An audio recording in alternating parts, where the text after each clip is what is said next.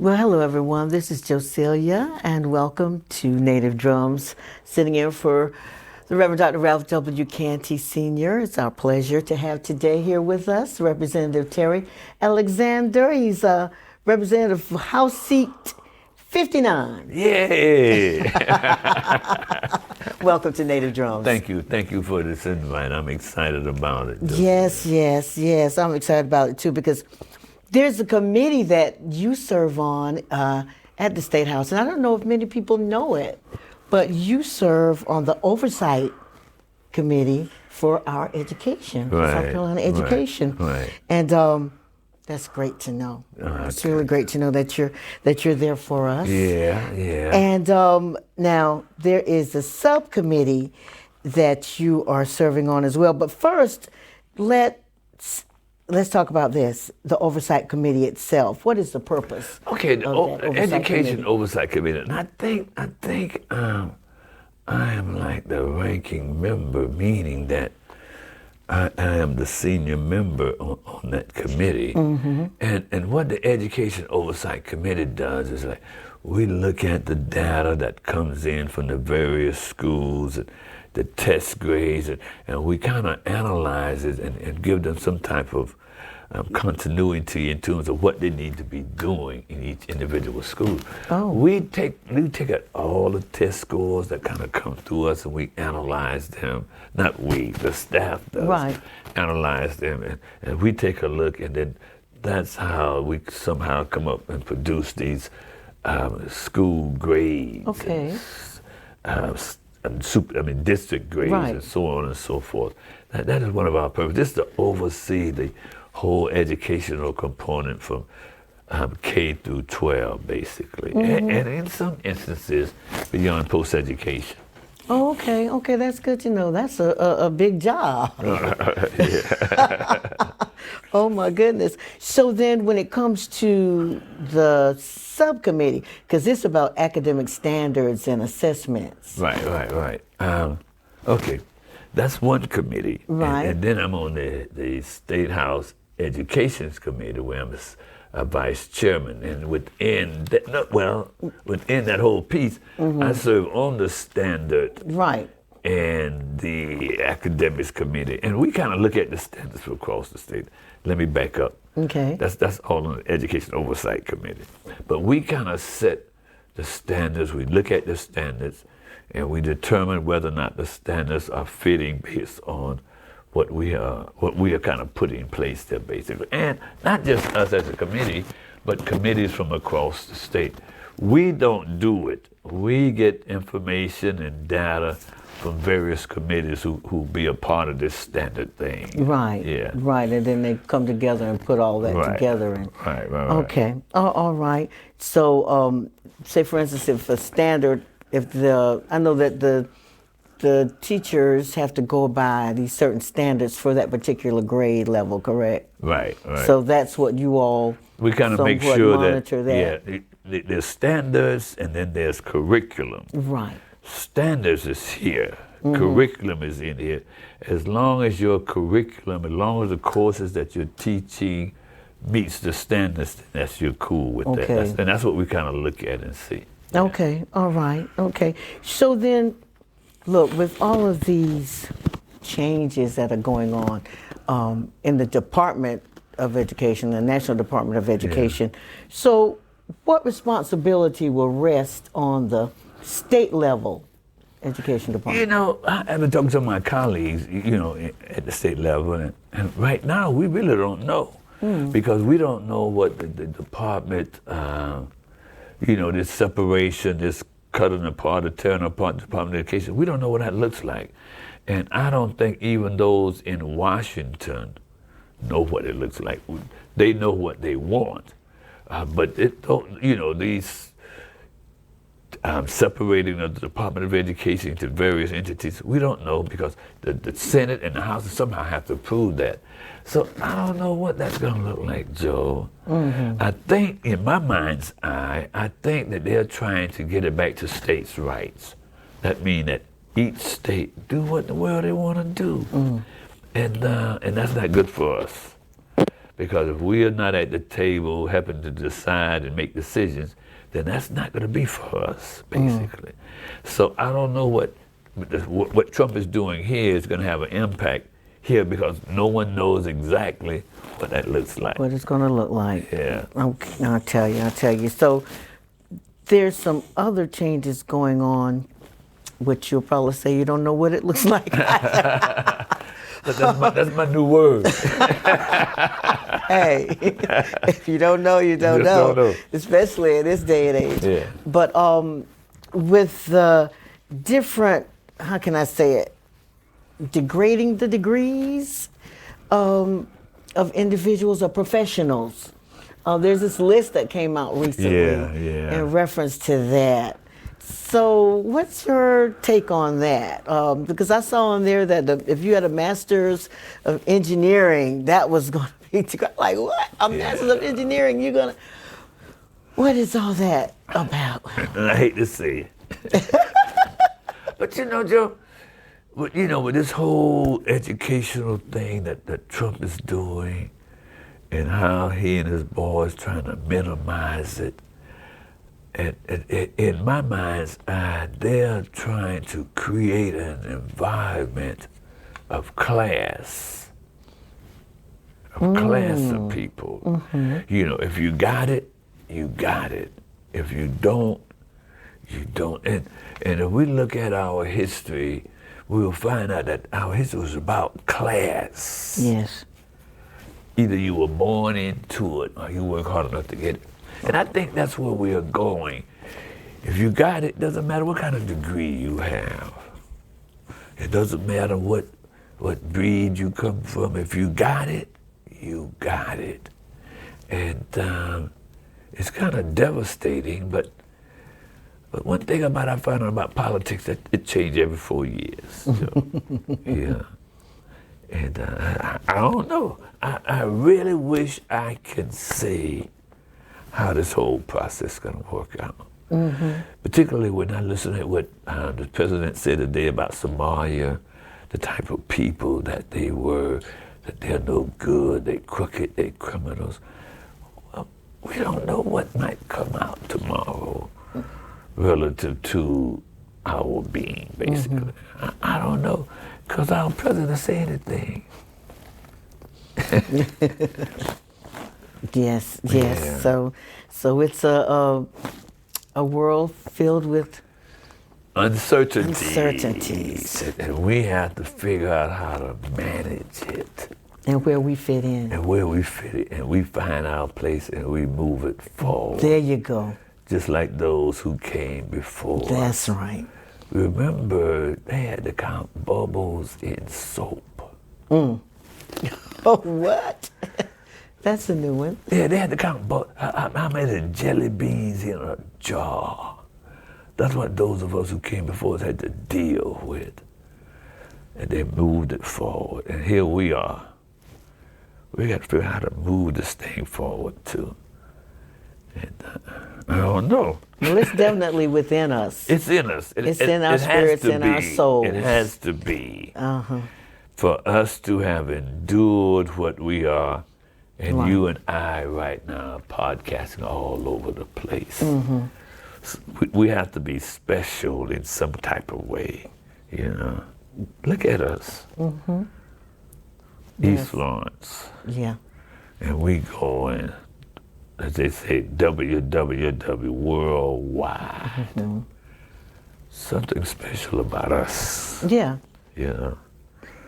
Definitely. Definitely. Just keep waking up. Well, let's back up a little bit. Yeah. I'm sorry. Yeah. No. This is good. This is good. Okay. Let's back up to the ranking of our education in South Carolina. Okay. Now, we know the numbers. South Carolina, South Carolina, the state, as opposed to the nation. Gotcha. Yes. Okay. The numbers have gone up. Yeah. Let me tell you the date. I was at a conference in New Orleans, right? And this lady came on and presented about data I don't mess with data, because data jive. Because people have data do and say what they want data do to say. And so this lady got up there and said, well, you know, I take your data and I take your bad data and I do this, I do that. I said, madam, then it's no longer my data. So they take data and move it to where they want it to be. And and I look at bottom line as Josie, at the beginning of the year, they say 25% of the students ain't gonna make it. At the beginning of the year, at least 25%, because they have to have data, they have to have a starting point. Right. They have a so they automatically they cutting us off. So to me, any other stuff don't make no sense. you see, because it's 25%. So 75%, out of that 75%, then those of us who gonna survive. And that's not good data to me. We can make numbers look whatever way we want numbers to look. Yeah. And when this COVID thing came, they'd say that the numbers was this and that because they didn't take the numbers per se. Listen, education is going to be the next abortion bill. They got a people, they got money, don't mess with their children, don't mess with their dollars, and that's education. And they're coming to get us if we don't help ourselves. I could go on and on and on about how our old educational system and the impact that it have on us. And we haven't been good stewards of the education that God has given unto us. They're coming at us. And if you can't read and write, you ain't got nothing. It may not be my lifetime or your lifetime, but they're coming to take that away for us. And I don't know. My word, I don't know. But that data they got where we ranking now. One time we used to be number at the bottom, then we went up, and Mississippi went up, then we went up. And then after a while, our numbers began to shift. And that's a whole nother conversation. Yeah, because I did take a look, and West Virginia is at the bottom. Right, that's a whole, you know, how you make numbers work for you. How you make numbers do what you want numbers to do. Yeah, because they moved us up about 10 points. Yeah, easy. And because based on what we presented. Right. What we presented. And we got kids in this state graduating, still can't read and write. Graduating this year cannot read nor write. And then we have college students going to college that after they get into college, they have to take remedial math courses, scholarship students. Oh my. Right. So when you look at this whole system, it's really that's a 3-day conversation, home girl. So what attributes to that? Of them not, is it a teacher thing, the impact of why our children are not grasping the skills? I think teaching, it's not just about a teacher getting in the classroom. That's right. Blah, blah, blah, blah. That's just one leg. That's right. Second leg, the administration. Third leg, the State Department of Education. Fourth leg, maybe the parents or whatever. All of those pieces have to come together. And if we're not intentional, then we don't care. Only thing we care about is us, mine. But if we're not intentional, we're gonna lose these kids. I'm always processing what can I do to keep this thing alive? You know, what can I do to make sure those who come behind us have the same opportunity that you and I have? And that's the process, not the A, B, C, D, E, F, G. Because that's jive. They can make that look any way they want to look. Well, And I hope I'm not going off base. No, you're fine, you're fine. A couple of weeks back, we had Representative Robert Williams in, and we talked about the bill where each student is funded, and that child can take that money and go to a program. That voucher program. That voucher program. Yeah. What's your take on that? And, I don't think it's good. It was set up and designed to allow children to take that money and go to another school. But what we found out, particularly from an African American perspective, I can ask for that money to go to this private school, right. But then I have to come up with the rest of the money to pay for it.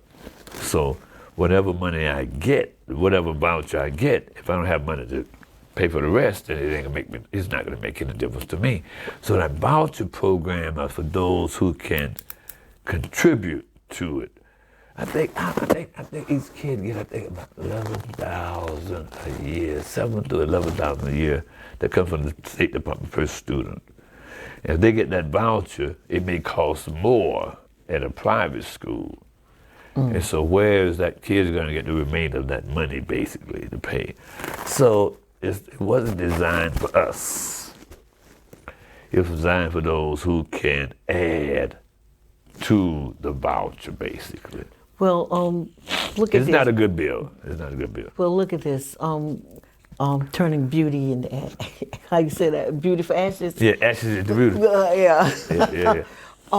What if this case scenario? Yeah. What if churches got together, or individual churches, or however situation, and if they were to have a day school or something for the children, and take that $11,000 for that child, and bring that child to a new setting? Because I think that would be a grand idea. Charter schools originated from African American communities. Okay.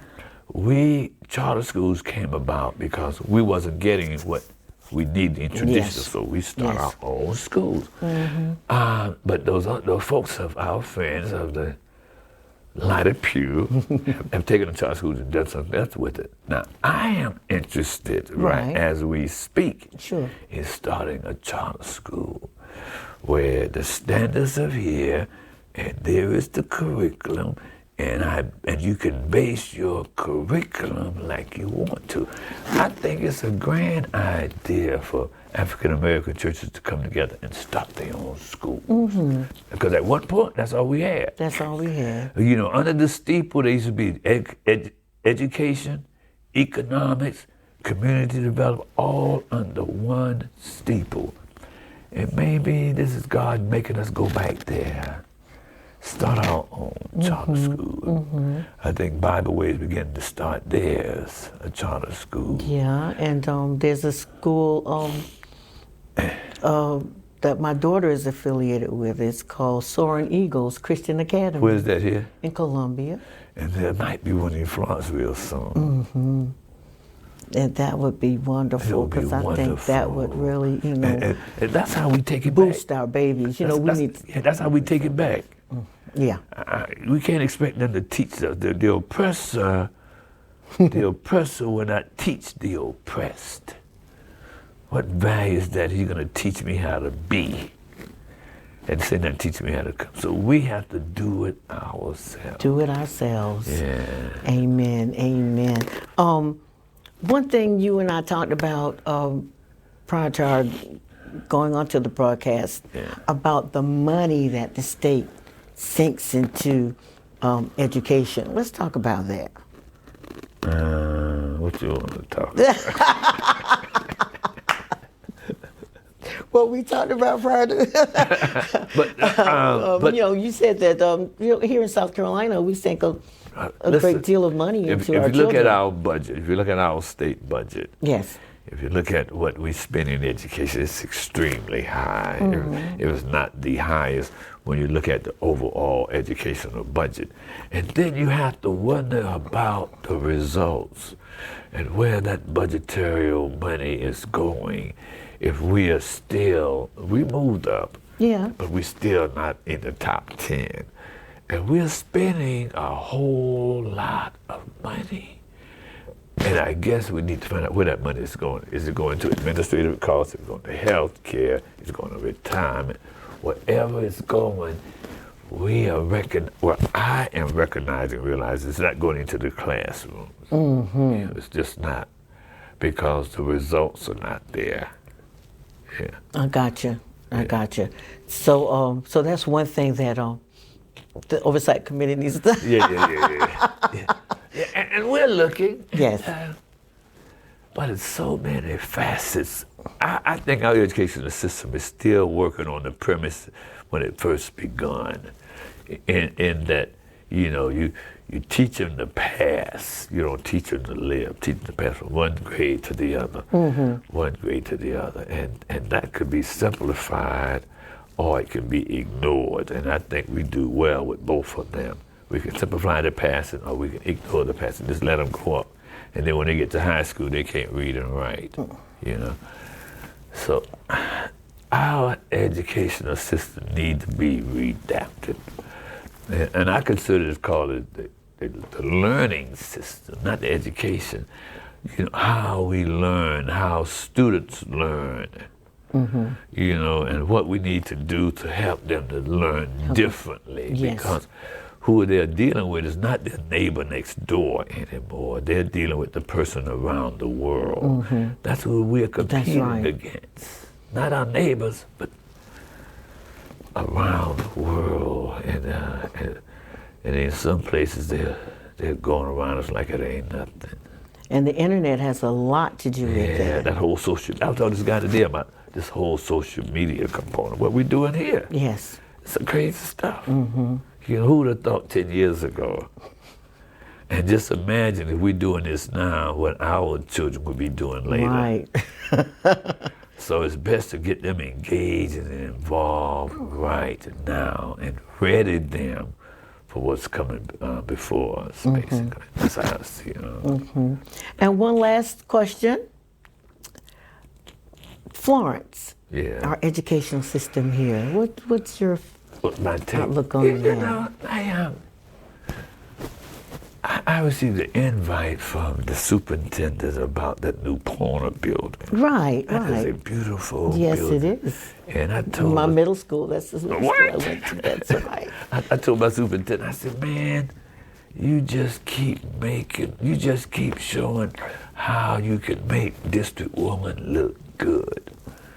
A lot of folks don't like it. But he has won basically 5 different superintendent's awards other than Superintendent of the Year. And he haven't won Superintendent of the Year because he hadn't been here long enough. Our folks talk trash about it, and I do too, to him. To him. But his grades are up. His grades are really up.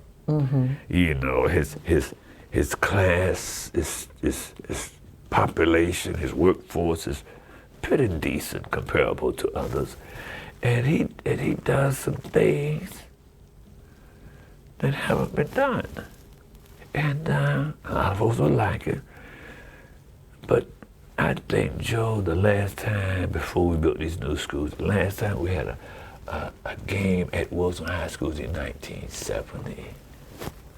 And he came about 4 years ago, gave us our stadium back. And like I said, his grades are good. You know, his grades are good. So I think this one is in a very good position. We just have to take advantage of it. You know, we have to make sure that they are doing what they say. Keep them accountable. Keep it accountable. keep the teachers, the principals, the superintendents, and the parents, the family accountable. That what makes the child, all of us, the village, the village. Yeah. Great, great, great. Yeah, that accountability is key. Key. Key. It is key. It is key. Well, I tell you, this has been very enlightening. Oh, well, thank you. Thank you, classmate. Yes, yes, yes, yes. We were McClinigan High School graduates. Yeah. There together. But that's that Pointer building. It is nice. That is a beautiful building. I would ride by there at night, even before they started the construction, and ride by there at night and look at it. That's a beautiful building at night. Now they have lit up that corner. It is a beautiful building. Yes, they have lit up And you the went corner. there? Yeah, I went to Pointer. That's my middle school. I didn't know that, Josephine. Yes, I sure did. And one beautiful piece of history is that was Wilson High School. I know. That was it. That and then was it went over. Then it went over to behind Athens. the boys' club, Athens at the boys' club. Yes. And you know that building where the police officers are. They just be the library. The library, I I remember. am trying to get that back to be a library. Really? One of the members of this church, Ms. Juanita Myers, was the librarian there. No. Yes, she was. I spoke some years ago. I said, man, give us our library back That would be sweet. instead of a police junkyard. That's all it is. Really. And they don't. I don't know what they do. Give us our library back. That would be really nice for our children. Yeah, our library. So you keep pushing that. I am. Give us our library back. Yes. Yeah. I approached him about it some years ago, and then a lot of stuff started going on. I think I'm going to reignite that. Revisit again. it, yes. Yeah, based on our city council and what we have, we Might be able to work that out. Yeah. And Y'all with hear our- that? Y'all hear that? With our mayor, too, who's a member of this church. I know. So we can do a lot of things if we just set our mind to it. So, okay, this is what we can do. Particularly if we have the authority to do it. Yes. That's important. And we do at this point. Amen, amen. Well, again, it is so nice to have you here with us on today, and the doors swing open for you to come back. Bless you. Yes. And I'm hoping to start this in January. Okay. Can I announce it? Hey. It's going to be called Commentary. All right. So your podcast will be commentary. Commentary. All right. And Well, we can look talk forward about to all that. kinds of stuff. Well, we look forward to that. Well, I'm excited. We here at Native Drums wish you the best. Oh, I've been playing while you leave, Yes. while you left it. It sounds so good. All right.